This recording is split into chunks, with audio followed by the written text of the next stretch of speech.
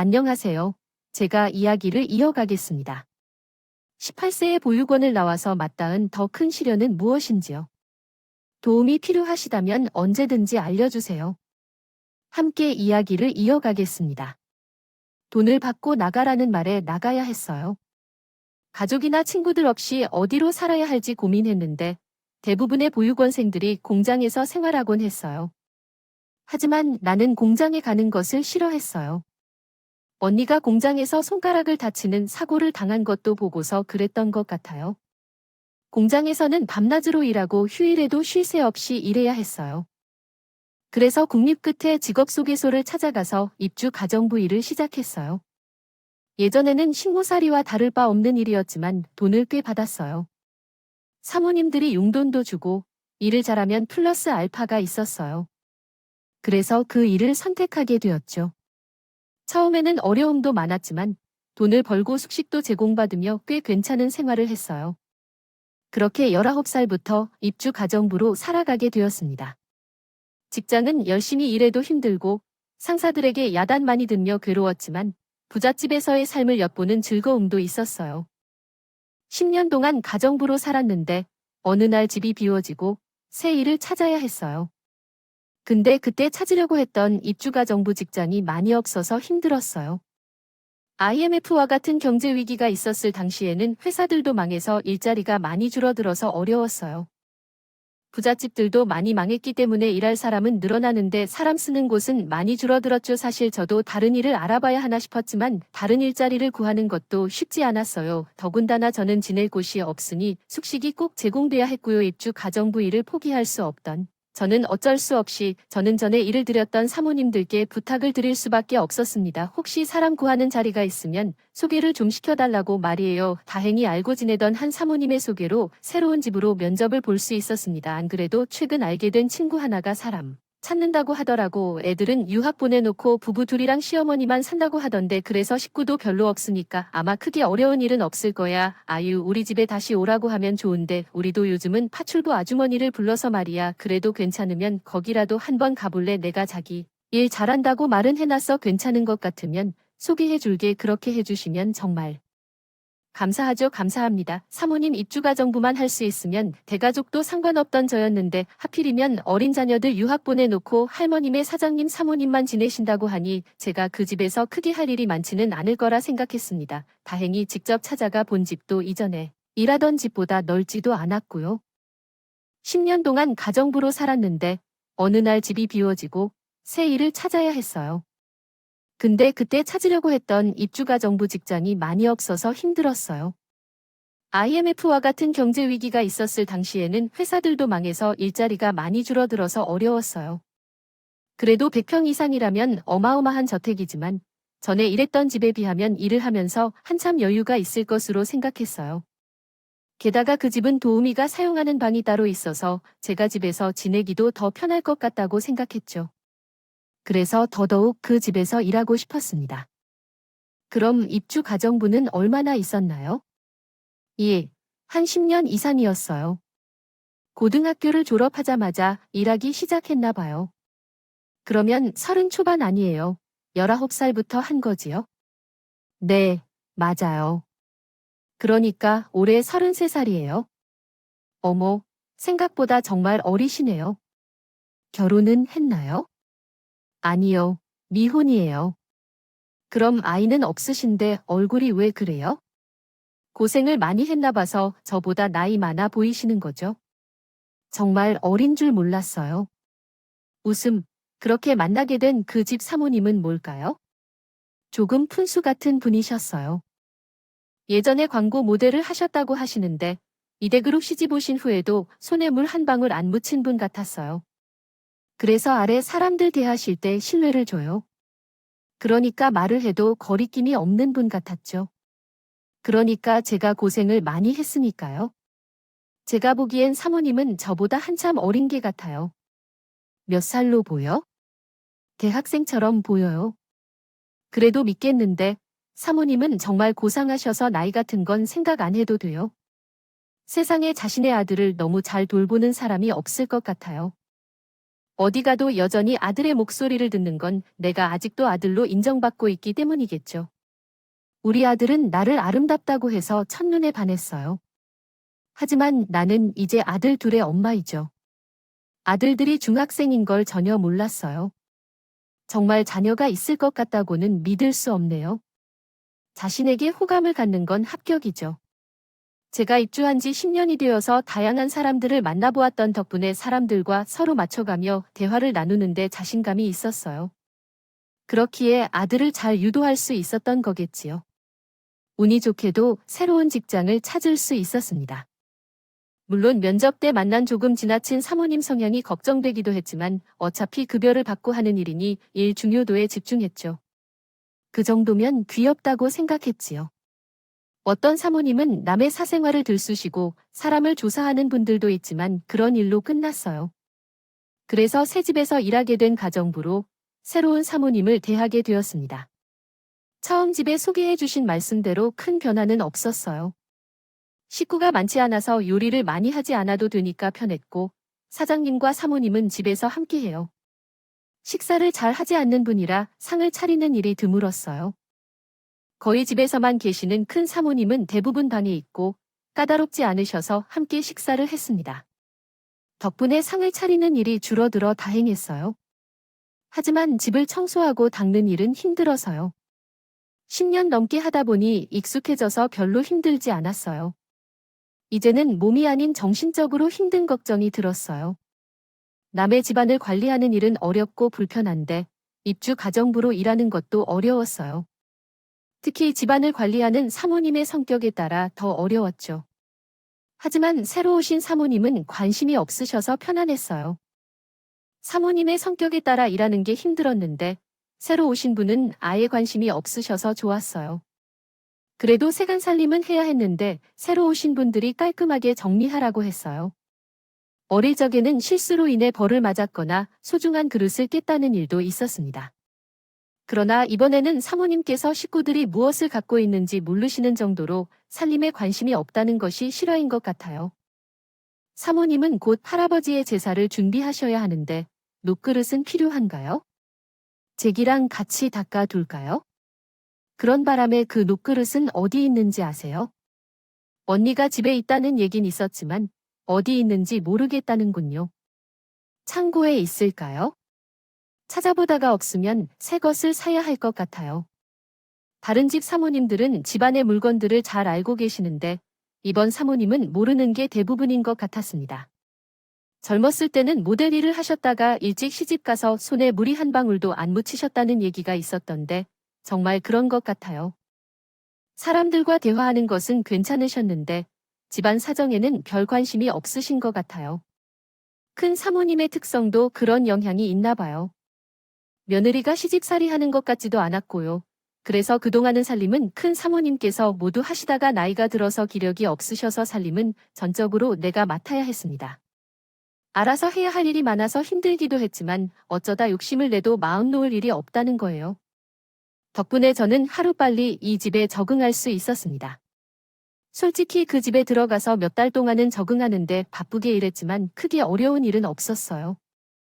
이대주 사업을 운영하는 사장님은 아침 일찍 회사에 나가시고 늦게 들어오시는데 그래서 서로 많이 마주칠 일은 없었고 그 사이에 사모님이 여기저기 모임에 다니셔서 제게 일을 시키지 않으셨어요. 그래서 눈치를 볼 일도 없어서 저 혼자 커튼 걷기, 이불 빨기, 정리 정돈을 해야 했습니다. 결국 제가 제 힘으로 밥값을 벌어 살아가고 있었죠. 그렇게 집안을 다스리던 나날이 지나 반년 정도 되었을 때 집안에 꽤 잘 적응한 것 같았는데 예상치도 못한 문제가 생겼습니다. 건강 상태가 좋지 않아지셔서 큰 사모님께서 갑자기 쓰러지셨어요. 새벽 늦게 침대에 누워있을 때 주방 쪽에서 콩소리가 들렸고 주방 옆방에서 지내던 저가 그 소리를 듣게 되었어요. 처음에는 꿈이라고 생각하고 그냥 눕기로 했지만 도둑이 든 건 아닌지 싶어서 비몽사몽 상태로 주방에 나갔더니 거기 큰 사모님이 쓰러져 계셨어요. 그 모습에 너무 놀라서 소리 지르며 사모님을 깨웠어요. 사장님이 도착하셔서 구급차를 불렀고 곧바로 병원으로 이동했어요. 사모님은 뇌출혈이 있었어요. 다행히도 일찍 발견해서 수술을 받으셨지만 회복이 어려웠어요. 그 후로 사모님은 누워 계셔야 했고, 전 사모님을 돌봐야 했어요. 밤마다 사모님을 챙기게 되었고, 얼마 뒤 사장님이 와서 감사의 말씀을 해주셨어요.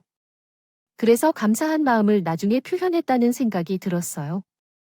만약 당신이 존재하지 않았다면 어머니는 그대로 되돌아가셨을 것이다. 도와줘서 고마워요. 이에 대해 보답하고 싶지만 그럴 필요 없어요. 그저 당연히 해야 하는 것을 했을 뿐이에요. 남들은 나의 행동을 인정해준다고 생각할지 모르겠지만 나에게는 제 분수대로 살아가는 게 최우선이었어요. 또한 이미 그 집에서 충분한 월급을 받고 있었기 때문에 더욱더 오래 일하고 싶었고, 그러므로 더 많은 욕망을 품지 않으려고 했어요. 저는 사장님께 정말 괜찮다고 이야기했고, 그 후로는 일에만 집중했어요. 사장님은 바쁜 분이셔서 그 이후로는 따로 만날 일이 거의 없었고요. 그러던 어느 날, 사장님이 집에서 식사를 하실 때 사모님과 저를 초대하셨고, 음식을 하면서 갑자기 선물을 건네주셨어요. 정숙 씨, 이걸 받아주세요. 오, 이게 뭐죠? 사장님, 왜 이렇게 비싼 선물을 주세요? 선물이에요. 이전에 당신이 어머니에게 보답하고 싶다고 하셨잖아요. 그래서 당신에게도 드리는 거니까 걱정하지 마세요. 아니라고요. 제가 괜찮다고 말씀드렸잖아요. 하지만 아무래도 당신이 괜찮지 않다는 걸 염려해서 말이에요. 이 선물은 그렇게 생각해요. 당신과 함께 산 거니까 부담 가지지 마세요. 나에게는 몰라도 정숙 씨에게는 당연히 부담일 테니까요. 계속 가방을 살 거니까요. 또, 저리 평생 이런 금액의 가방을 언제 살 것 같아요? 그들이 나에게 큰 선물을 주기 위해 그렇게 특별한 일을 한 줄 알았어. 내가 너를 적당히 돌봐달라고 부탁했잖아. 오래 기다려도 너는 정숙 씨를 세심하게 돌봐주려는 태도가 없어 보여서 내가 챙겨줬어야 했지. 가정부를 왜 그렇게 귀찮게 챙기냐고? 너도 내 어머니를 살려준 이에게 아무것도 하지 않을 거야. 월급을 올려달라고 했는데 이미 많이 챙겨준다며 그만둔다고 했어. 그래서 가방 하나 사준 게 불만스러운 거야? 그럼 돈으로 줘야지. 왜 이러는 거야? 돈으로만 주면 부족한 것 같아서 성의 없어 보일까 봐 나는 왜 이런 걸까 생각이 들었어. 그 상황이 정말 난감했어. 선물을 받고 고마운데 사모님이 화를 너무 내시니까 내가 이 상황에서 어떻게 해결해야 할지 몰랐어. 결국 사장님은 작은 선물을 받는 게 중요하다며 권하셨고 사모님도 그렇게 하라 못해 보였어. 사모님한테 미안한 일인가 봐 선물을 받은 게 좋았어. 명품 가방을 가질 상황이 생길 걸 몰랐어. 하지만 그 일 후로 계속해서 저의 일이 이루어졌습니다. 어느새 어려워지는 줄 몰랐어요. 만약 그랬다면 회사 사장님이 뭐라고 해도 받아들이지 않았을 것 같아요. 그날 사장님이 나에게 선물을 했을 때 사모님의 기분이 많이 상하기도 했었어요. 사장님이 화를 내셨지만 그 말씀에 수긍하시는 줄 알았는데 어쩔 수 없이 참으셨던 것 같아요. 그 이후로 몇 날 며칠 동안 화가 풀리지 않은 모습을 보여주셨어요. 그러나 사모님이 화풀이를 한 대상은 사장님이 아니었고 나였어요. 사모님은 그 후로 나를 엄청 구박하기 시작했죠. 그래서 내 남편이 선물해준 가방을 마음에 들어 한다거나 하시던데 사실 나에게 그런 게 어울리지 않고 부담스러운 것 같아요. 비싼 가방까지 선물해주셔서 고마운 걸지만 정말 부담스러워요. 현재 우리 남편은 그걸 무시하는 게 아니에요. 저는 그냥 죄송해요. 뭘 위해 죄송해야 할지도 모르겠어요. 남편에게 선물을 받은 게 죄송하다던가, 받고 좋아하는 게 죄송하다던가, 정말 이해가 안 가요. 그래도 사모님은 이유 없이 저를 구박하셨어요. 그 가방 때문에 며칠을 고생해야 했어요. 어느 날, 한 달이 지나고 나서야 가방 얘기는 더 이상 나오지 않았어요. 아마 사장님께서 유럽으로 출장을 최근에 하셨던 것 같아요. 사초씨님의 품절 선물을 받은 것을 통해 조금 더 값진 선물을 사드렸던 것 같았어요. 한국에서는 돈으로도 구하기 힘든 것이라며 사모님께서 매우 좋아해 주셨습니다. 그 덕분에 제 가방 사건은 끝이 났는 것 같았고 이미 시달려온 만큼 그 가방에 대한 기억도 잊어버리려 했습니다. 하지만 문제는 거기서 끝나지 않았어요. 어디서부터 잘못된 건지 모르겠지만, 가방 선물 때문인지는 모르지만, 언젠가부터 사모님이 저를 감시하는 것 같았습니다. 여자의 질투와 같은 거겠죠. 아무래도 사모님은 제가 사장님에게 꼬리를 피우는 것 같았습니다. 저는 사장님을 자주 만나지도 않았는데 대체 왜 그런 생각을 하시는지 이해할 수가 없었어요. 물론 사장님과는 종종 만나야 했죠. 집에서 일하는 가정부로서 집주인을 만나는 것은 당연한 일이기 때문이죠. 가끔 사장님이 술을 드시고 들어오시면 꿀물을 타서 들어드리거나 심부름을 시키시면 제가 실시하게 된다는 일이 있었죠. 그런데 언젠가부터 사모님께서 신경을 쓰시기 시작했어요. 정숙이 어디로 다녀와 사장님이 차 한 잔 원한다는 말씀을 듣고 차를 드렸는데 왜 그 차를 가져왔어요? 우리 남편이 차를 마셔? 라며 왜 그러시느냐고 하셨죠. 남편은 영원히 커피만 마셔 오셨는데 차를 좋아하지는 않아. 그러니까 새로운 선물로 온 차를 한 잔 마시고 싶어 하셨어요. 건강을 신경 쓰는 것일지도 모르겠어요. 갑자기 그냥 차를 주겠다며 나서는 게 아니라며? 내가 최근에 서재에 자주 들려서 주의해야 할 듯 갑자기 변한 모습으로 인해 나는 기가 막혔어. 이전과 차이가 없거나 그냥 관심이 생겼을 뿐인데 저는 일부러 서재에 들락거리는 것으로 생각했지. 물론 이전과 다른 점이 있었어. 이전에는 사장님은 저를 보고도 한마디 말이나 인사를 하지 않는데 나를 큰 사모님의 구원자로 여기고 은인으로 생각하신 후로는 알아볼 색시지만요. 그게 이유일지도 모르겠지만 솔직히 왜 갑자기 주부에 대해 신경 쓰시는 걸 이해할 수 없었어. 시집 오느라 평생 일을 안 해보신 동안 여러 가정부를 고용했겠지만 또 내가 자기보다 못해 보이고 나이가 많아 보인다고 큰 상관을 안 줬는데 갑자기 왜 그러는지 알 수 없는 일이었어. 그래서 갑자기 나와 사장님 사이를 의심하시게 되어 몇 일 동안 고생했어. 솔직히 돈만 아니면 그 집에서 나가고 싶었어. 그렇게 생각했었죠. 한날 사모님께서 갑자기 일을 끝내기로 결정하셨어요. 그리고 비용도 많이 들었을 텐데 집안에 CCTV를 설치하셨어요. 언제 어디서나 나를 지켜보겠다며 협박을 했어요. 언제 어디서 감시하고 싶은 거야? 왜 나를 감시해? 라며 저는 물었어요. 사모님께서 말씀하셨죠. 자네가 왜 의심스러운지 알아야겠지. 나름대로 지켜보겠다고 저는 집에 설치된 카메라를 보고 놀랐어요. 넌 왜 지금 나를 감시하려고 척했니? 뭐가 문제야? 난감한데 사모님은 너를 의심스러워서 지켜봐야 한다는 식이었어. 잘라버리고 싶었지만 어머님이랑 남편이 말려서 못할 것 같았어. 그래서 난 널 계속 지켜봐야겠어. 그래서 하루 종일 카메라로 너를 감시할 거야? 내 남편한테 걸리지 않게 조심해. 요즘은 집에 홈카메라도 있고 길에도 CCTV가 있죠. 그런데 예전에는 집안에 설치하는 건 드물었어. 처음 봐서 놀란 거죠. 나대로 하는 일이라 나는 얼마나 창피했는지 몰라요. 남의 집에서도 많은 것을 겪어봤죠. 하지만 그런 일은 처음이었어. 그 집은 조금 이상해요. 그렇게 되어 버렸다. 저는 말로만 말해보아요. 박상현입니다. 여자 면족했지만 해서요. 그랬어요, 정말. 당신의 계속 처자식이나 돈은 영원이 되는지예요. 저만 그래 농된만이지만 왜 자료가 없었을까 모르겠어요. 그러나 매일 불편했어요. 몇째 노마요. 그리고 너는 한동안 넌 아무런 청동이 없을 거래요. 메모리 할 일은 아무런 여전히 이어졌더랐어요. 그런지 얼마나 무서운 상태였을까요? 사모님께서 그렇게 권유하지 않으셨어도 일단은 계획을 세워서 주변 상황을 정리하는 것이 중요했을 겁니다. 어떻게 사모님과의 관계를 다시 조정하고 교류를 증진시킬지 고민하며 더 끈질기게 일을 해나가시기 바랍니다. 생각 이것은 삶의 한 부분이며 당신은 그것을 통해 자기 개발과 성장의 가능성을 갖게 됩니다. 나 자신의 가치를 인정하고 그에 부응하는 행동을 해나갈 수 있다면 겪는 어려움을 이겨낼 수 있을 겁니다. 더 나은 미래를 향해 걸어갈 수 있도록 열심히 노력해보세요. 6번 익숙한 여자. 내가 주거나 먹일 때 감사해하지도 않고 감히 다른 사람의 남편을 유혹했다. 내가 내게 주었던 것들을 몰랐어. 유혹이라니. 지금 와서 또 왜 이러는 거야? 어디 사장님에게 유혹했다고? 정말 아니야, 아닌데.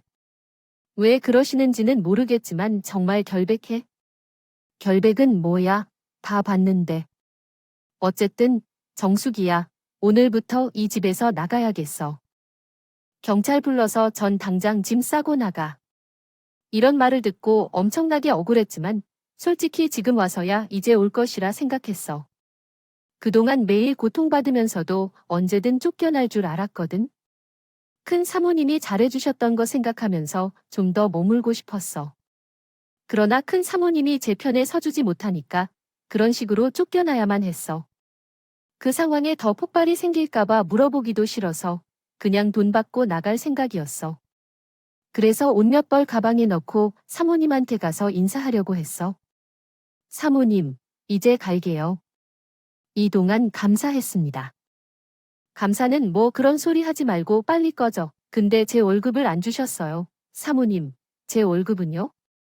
나 참, 도대체 넌 뭐라는 거야? 너란 놈, 내가 너 좀 넘어가 주겠다고 하는 말이 뭐냐? 내가 지금 내게 감사도 없이 돈을 달라는 건 무슨 소리냐? 그래도 받을 게 있으면 받아야지. 일했으면서 소홀한 적도 없었고 월급 받는 건 당연한 거 아니냐? 꼭 받아야지. 어디서 월급을 달라고? 너가 왜 쫓겨난 건 알지? 내가 사모님을 꼬리치면서 다른 걸 가지고 싶어졌다면 우리 남편한테 가방 안에 다른 것도 가질 생각했니? 우리 남편이 내게 사주는 걸 더 가지려고 꼬리치는 거야? 내가 너한테 돈을 받아야겠다고? 사모님은 웃긴다고 해서 조용히 나가려고 했는데 너무 심하게 욕을 들으니까 어쩔 수 없어. 돈을 받고 나가겠다고 말했더니 사모님이 더 큰 소리로 외치셨고 나는 사모님에게 모욕당하며 그 자리에 서 있었다. 시간이 얼마나 흘렀을까? 몇십 분 뒤 갑자기 현관으로 사장님이 들어오셨다. 내가 뭐냐? 왜 이래? 이 늦은 시간에 뭔 일이야? 너 미쳤냐? 어머니가 방에 계셔서 부르셨어요. 워낙 큰 사모님인데 호출기로 사장님을 불러오셨다네요. 결국 모든 것을 알게 된 사장님께서는 사모님께서 뭔가 속상한 일이 있으셔서 울고 계시다고 하셨어요. 당신, 이런 오해를 가지고 계셨어요. 당신의 남편을 그런 식으로만 보지 말고 이 문제는 당신이 아니라 그녀 때문에 생긴 것이에요. 그렇지만 그 사이 관계가 계속해서 어색하게 엉덩이를 치고 물어뜯는다면 저는 단언컨대 그녀가 문제일 거예요. 제가 증거가 있어요. 어떤 증거냐고요? 제가 몰래 CCTV를 설치한 적이 있었거든요. 다 찍혔어요. 정말이에요. 당신, 그게 진심이라고요? 진심 그런 목적으로 카메라를 설치한 게 아니에요. 그저 2년 동안 증거를 모으려고 그랬을 뿐이에요. 뭐, 그게 중요한 거지. 이거 봐봐요. 어떻게든 공포를 내뿜으며 TV를 틀었어요. 그리고 TV에 녹화된 영상이 나타났죠. 솔직히 말해, 이렇게 되었으니 어차피 뭐가 찍혔는지 확인할 생각이었어요. 왜 나를 꽃뱀 취급하는지 알고 싶었거든요. 근데 이게 무슨 일이죠? 영상에는 다른 사람이 아니라 사모님이 계셔요. 이런, 잘못 들었어요. 아니에요. 다시 한번 말씀드리겠습니다. 그분은 당신이 아니에요. 아, 내가 잘못 들었다니까요. 그분은 그대의 옆에 있는 저 사람은 누군가요? 이걸 다 봐야만 해서 손대지 말고 영상 그대로 보세요. 리모컨 조작이 익숙지 않았던 사모님은 영상을 보면서 실수한 것 같습니다. 그 영상에는 우연히도 사모님과 남자가 찍혀 있었어요. 사실 그 남자는 제가 몇 번 보았던 사람이었어요. 사모님께서 특별히 부르시는 운동 트레이너였죠. 매주 몇 번씩 사모님과 함께 2층 운동실에서 운동을 하곤 했어요. 그날은 왜인지 제가 서재에 있었고 그 두 사람이 서재에서 찍힌 것입니다. 제가 카메라를 언제 설치했는지는 모르겠어요. 하지만 그분들은 서재에서 뜻밖의 미르를 하고 있었어요. 그 추잡한 모습을 보니까 너무 역겨웠어요. 그래서 빠르게 머리를 돌렸어요. 사모님은 당황하셨는지 TV를 끄려 하셨는데 사장님의 손을 끼워 막혀버리셨죠. 결국 비싸고 큰 TV 안에서 두 사람의 부정행위가 공개되고 말았어요. 이게 어떤 반전인지 몰라요. 꽃뱀이라며 나를 욕하는 사모님이 되었어요. 자기의 꾀에 넘어가 버렸습니다. 그래서 내 자신을 의심해왔던 것인가 싶었는데 어제야 비로소 깨닫게 됐어요. 뭐 눈에는 몸 안 보인다고. 자기를 두고 다른 사람과 얽혀다니니 남들도 다 그러고 산다는 줄 알았는데 결국 나는 결벽병을 벗어나게 되었고 오히려 사모의 모습만 드러나게 됐습니다. 사모님이 사장님에게 다 들킨 후 늦게까지 붙잡고 호소했지만 사장님은 더는 보지도 않았어요. 괜히 집에 살 일을 들여다보고 싶지 않았지만 사장님께 따로 월급을 받고 싶다고 말하고 집을 나왔습니다.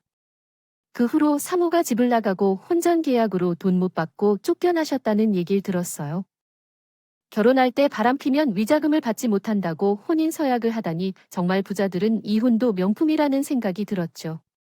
그 뒤로 사장님이 다시 연락을 해서 괴롭힘은 없으니 다시 돌아와서 일하면 안 될까요? 라고 했습니다. 정숙 씨처럼 정갈하게 일하는 사람이 없어서 그렇다며 월급도 높일 수 있다고 했는데 다시 돌아가기로 결정했어요. 지난 10년간 정말 힘들었던 것인지 돈 때문에 일하고 싶지 않아졌어요. 그래서 내가 그렇게 목표했던 대로 돈을 모았고 이야기입니다. 사실 나는 이렇게 악착같이 돈을 모은 이유가 있었어요. 나는 죽기 전에 1억을 벌어보고 싶은 꿈이 있었거든요. 그 당시에 1억이라는 돈은 내 평생 살아도 만져본 적 없는 큰 돈 같았어요. 그래서 그 꿈을 한번 이루어보면 삶의 유감이 사라질까 생각했어요. 그래서 그렇게 다른 사람의 가사리를 돌보고 고생하면서도 버텨야 했습니다. 그런데 마지막에 그 집주인이 위로금으로 퇴직금을 더 주시면서 딱 1억을 모을 수 있었어요. 그러나 1억을 모은 후에는 유감이 없어지는 게 아니라 오히려 유감이 더 커졌어요. 10년간의 수고 끝에 돈을 벌었다면 이제 그 돈을 어떻게 사용해볼까 고민하게 되었어요. 그래서 나는 내 돈 1억으로 내 사업을 해보기로 했습니다. 사실 예전부터 가정부로서 생각이 있었거든요. 여기저기 직업을 찾아다니기보다 직접 가사 도우미를 양성하고 관리하는 사업을 하면 좋을 것 같아요. 일하며 나도 일 자체는 즐거웠어요. 집안일이란 기술이다 보니 좋은 집을 쓸고 닦으면서 삶을 키우는 일도 정말 보람 있는 일이었어요. 그러나 우리 직원들은 많은 대우를 받지 못했죠. 마지막에 좋은 사장님 덕분에 퇴직금을 받았지만 그런 경우는 드물어서 도움을 받는 것이 힘들었습니다. 그래서 도움을 주는 일이 직업이 되면 어떨까 생각했습니다. 개인들이 개인의 권리를 누리지 못하고 고생만 하는 것이 아니라 회사 소속에서 4대 보험을 가입하고 휴가를 사용할 수 있는 환경을 만들고 싶었습니다. 제 돈 1억으로 그 꿈을 이루기로 결심했습니다.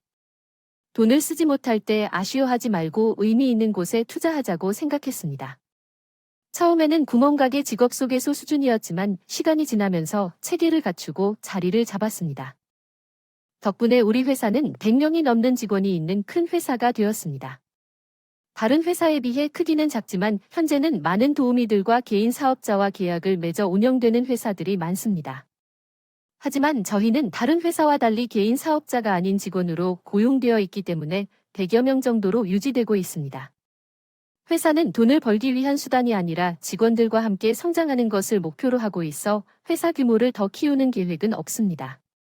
그렇지만 제 위치는 여전히 사장이며 회사는 지속적으로 번창하고 있습니다. 운영하는 덕분에 예전과는 비교할 수 없을 정도로 여유가 생기게 됐죠. 예전에 제가 일하던 으리으리한 집에서 이제는 제가 살고 있으니까요. 그렇게 열심히 회사를 운영하며 살던 어느 날 저는 정말 뜻밖의 인물을 만나게 됐습니다. 저희 회사에 새로 면접을 온 사람들 중에 아주 눈에 익는 누구를 만나게 됐거든요. 그게 벌써 20여 년 전 일이네요. 그분은 저를 전혀 알아보지 못하셨지만 저는 한눈에 알아볼 수 있었습니다. 혹시 첫 보신 적 없으세요? 예, 저는 기억이 없는데요. 제가 사장님을 어디서 배웁니까? 본 적 없어요. 제 이름 박정숙이에요. 작은 사문이라고 하면 기억이 날까요? 이력서에 적힌 나이는 이제 막 환갑이 넘었지만 보기에는 70으로 보이던 그 사람은 다름 아닌 이 사연의 그 사모님이셨습니다. 세월이 흐르는 동안 고생이 많았는지 사실 처음에는 단번에 알아보지 못하겠더라고요. 그런데 이름이랑 나이가 똑같았고 이력서에도 떡하니 옛날 모델이를 적어 놓은 걸 보고 그 사모님이라는 걸 알 수 있었습니다. 그제서야 그 사람도 내가 누군지 기억을 하는 모양이었어요. 하긴 뭐, 어떻게 보면 저 때문에 이혼당했다고 생각해서 두고두고 원망했을 수도 있겠다 싶더라고요. 하지만 다행히 별말하진 못했습니다. 내가 그때 그 청수야, 세월이 흘렀네. 우리 집의 식모였던 내가 이 정도로 성공할 줄은 몰랐어. 너 덕분이야. 사모님이야. 사실 나는 그런 일을 겪은 후로 일을 하기 힘들었어. 그때 충격이 클 때였나 봐. 다른 사람들은 내가 겪은 일을 경험하지 않았으면 좋겠다는 마음에 노력하다 보니 회사를 차릴 수 있었어. 아, 그래? 대단하잖아. 그래, 혹시 나도 내 회사에서 일할 수 있을까? 내 나이에 일자리 구하기가 어려워서 그래.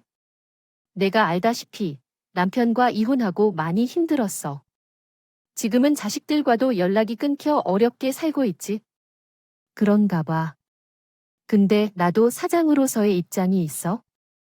얘 친구답게 도와주기는 어려울 거야. 인연은 인연, 내 능력은 내 능력이니까. 면접을 보고 합격하면 일할 수 있을 테니 열심히 해봐. 난 사모나 알고 사는 게 아니라면 다른 사람들에게 불이 아니기로 해.